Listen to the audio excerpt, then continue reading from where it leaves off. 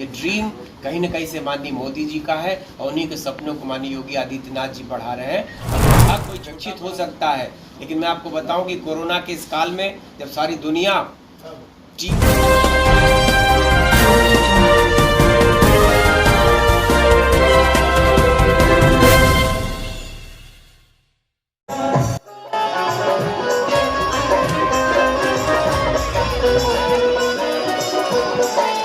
को जिस भी चीज से पीड़ा है उनके आंसू पोंछने का काम के लिए संकल्पित करने के लिए। मंत्री जी का आखिरी सवाल, शिवपाल यादव की भाजपा में जाने की अटकलें लगाई जा रही है, जो अपने घर से बेघर हो रहे हैं, अगर उनको भारतीय जनता पार्टी में ही अपना परिवार दिख रहा है तो स्वागत योग्य उनका निर्णय है।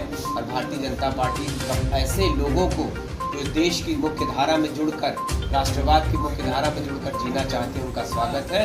जो राष्ट्रद्रोही लोग हैं, जो राष्ट्र के विपरीत बातें करते हैं, काम करते हैं, ऐसे लोगों का इस पार्टी में कोई स्थान नहीं। गाजीपुर में सबसे पहले तो हमारे जितने भी अस्पताल हैं, होम्योपैथिक के, आयुर्वेद के, यूनानी अस्पताल,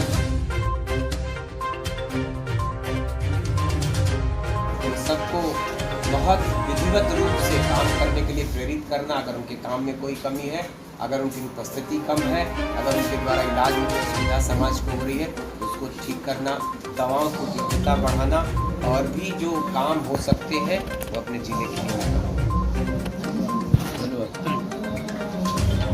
ये ड्रीम कहीं न कहीं से माननीय मोदी जी का है और उन्हीं के सपनों को माननीय योगी आदित्यनाथ जी बढ़ा रहे हैं। और विभाग कोई छोटा बड़ा नहीं होता, उपेक्षित हो सकता है, लेकिन मैं आपको बताऊं कि कोरोना के इस काल में जब सारी दुनिया टीके के लिए तड़प रही थी, परेशान थी, तो इसी आयुर्वेद के काढ़े ने इस देश के लाखों लाख करोड़ों लोगों की जिंदगियां बचाया है। तमाम ऐसी दवाओं का आविष्कार किया, उनका पेटेंट हुआ है और सारी दुनिया भारत औषधि प्रशासन भी आपके जिम्मे है और आज से 11% जीवन रक्षक 800 दवाइयों का दाम बढ़ गया है। क्या आपको नहीं लगता कि इस कोरोना काल खंड में दवाइयों का कीमत इतना 11% नहीं बढ़ना चाहिए था? इसके लिए आप कुछ कर सकते हैं? निश्चित ही अगर ये समाज को लग रहा है तो हम सब लोग अपनी बात, आपकी बात, सबकी बात पहुंचाएंगे मुख्यमंत्री जी के पास। लेकिन हम नहीं लगता कि कुछ ऐसी चीज़ें, आयुर्वेद को आपको पता है कि आयुर्वेद को जिस तरीके से बढ़ावा दिया जा रहा है, अभी तक इसके बहुत सारे उद्योग नहीं थे, अपने यूनिवर्सिटी कॉलेज नहीं थे, लेकिन जिस तरीके से नई नई यूनिवर्सिटी, आपने देखा कि गोरखपुर में आयुर्वेद का विश्वविद्यालय, उत्तर प्रदेश का पहला विश्वविद्यालय माननीय योगी आदित्यनाथ तो उसे अपनी जगह से भी खोलने का काम करेंगे। हमारी कोई सीमा निर्धारित नहीं है। आपको पता है कि मैं अपने गांव से कभी कटा नहीं, पूरा परिवार मेरा गांव पे ही रहता था। मेरे पिता जीवन नौकरी से रिटायरमेंट के बाद यहीं रहे, तो गांव से जो कट जाते हैं उनको गांव कहने में दिक्कत होती है। मेरा तो गांव में सब कुछ है, खेती बाड़ी, मेरा पूरा परिवार यहाँ रहता है। तो सिधौना मेरे लिए बस 2 घर हो सकते हैं, काशी है, गाजीपुर। माननीय मंत्री जी, ये बताइए, भारतीय जनता पार्टी इतने पूर्ण बहुमत से जीती है और ढेर सारे दिग्गज पुराने विधायक भी रहे हैं, मंत्री भी रहे हैं, लाखों से अधिक वोटों से जीतने वाले विधायक रहे हैं, फिर भी आपको अगर पार्टी ने मंत्री पद दिया तो आप अपने पॉलिटिकल करियर का कौन सा अचीवमेंट मानते हैं जिसके चलते पार्टी ने आपको पद दिया है मंत्री का?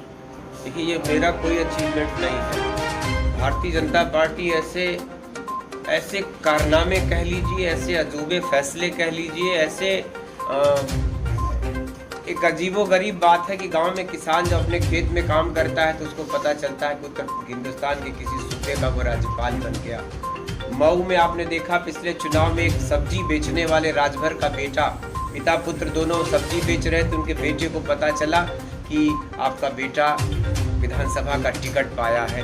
मैं जा रहा था शपथ ग्रहण कार्यक्रम, आपको पता है कि मैं पिछले 3 वर्षों से पूर्वांचल विकास बोर्ड, पहली संस्था, नई संस्था बनी, माननीय योगी जी ने बनाया, जिसके खुद वो अध्यक्ष इस संस्था के थे। मैं 3 वर्षों से उनके साथ काम कर रहा था। भारतीय जनता पार्टी में भी इन पदों पर काम कर रहा था, लेकिन मुझको नहीं लग रहा था कि पार्टी इतनी बड़ी जिम्मेदारी के लायक मुझको समझती है। तो कहीं न कहीं से ये भारतीय जनता पार्टी कह लीजिए, ये भारतीय जनता पार्टी ऐसी पार्टी है इतने बड़े और इतने कड़े फैसले कर सकती है कि जो व्यक्ति किसी सदन का सदस्य न हो और वो उत्तर प्रदेश की सरकार में मंत्री बने। जैसा आपने कहा, ये पार्टी के लिए इसका श्रेय है, न कि मेरे जैसे कार्यकर्ता का, तो ये सौभाग्य है। मंत्री जी, आयुष मंत्रालय वैसे ही बिल्कुल दिशाहीन भटकी हुई थी, लेकिन कोरोना काल में आयुष मंत्रालय ने जरूर अपनी उपयोगिता को सिद्ध किया है। तो आपके सामने नई सरकार में 100 दिनों का क्या टास्क रखा गया है जिससे आयुष मंत्रालय आप और फूड प्रोसेसिंग को आप आगे बढ़ा के ले जाएंगे?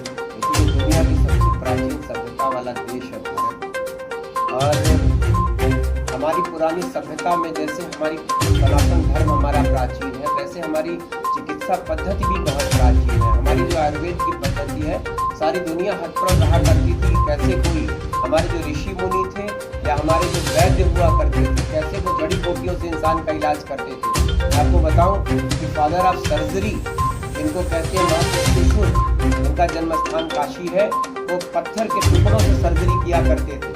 जब औजार नहीं हुआ करते थे, तांबे और सोने का आविष्कार नहीं हुआ था, तो पत्थर के द्वारा सर्जरी किया करते थे। और ये गौरव भी काशी को प्राप्त है कि फादर ऑफ सर्जरी जिनको कहते हैं काशी के घर में, तो हिंदुस्तान को, दुनिया को जैसे ज्ञान चीजों में दिशा दिखाया है, वैसे ही आयुर्वेद योगा में आपने देखा कि योगा की बात जैसे ही मोदी जी ने किया, योगा हजारों वर्षों से लोग करते हैं, लेकिन उसको जनसुलभ बनाने का इस देश में जैसे लगा कि योगा के प्रति जन जागरण हुआ। आज योगा डे पूरे संसार में मनाया जाता है। तो हमारी योगा की शक्ति को सारा संसार जैसे मानता है, ये मेरा विश्वास है, ये मेरा भरोसा है। और आपको मैं बता दूं कि मोदी जी का ये ड्रीम है आयुर्वेद को बढ़ावा